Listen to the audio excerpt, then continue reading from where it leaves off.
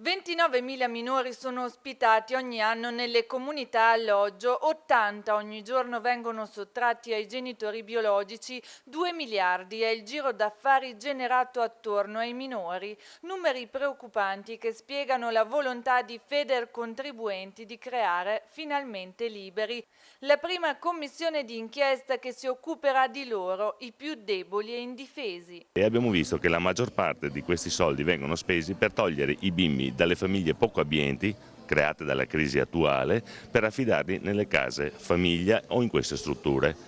Ma se un bambino ci costa 400 euro al giorno, ma vogliamo dare 1000 euro a questa famiglia per aiutarli a lasciare il bimbo in casa attorno ai suoi affetti?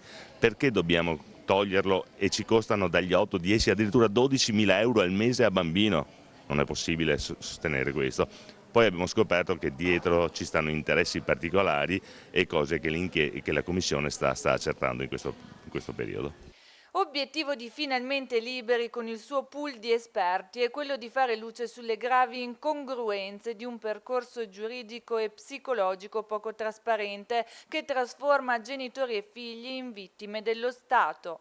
E il punto essenziale da chiarire è la causa principale di questo tipo di vicende, e cioè il controllo di questo mercato che c'è da parte di enti privati, soprattutto di enti religiosi, e la commistione che questi soggetti economici a tutti gli effetti determinano nei tribunali, soprattutto nei tribunali per i minorenni e anche nelle istituzioni di alto livello come notoriamente il CSM, oltre che nelle istituzioni politiche. Il minore si tutela aiutando le famiglie disagiate, non prendendo a pretesto il disagio della famiglia per introdurre il minore in un circuito d'affari. Questa è una compravendita, non è una tutela.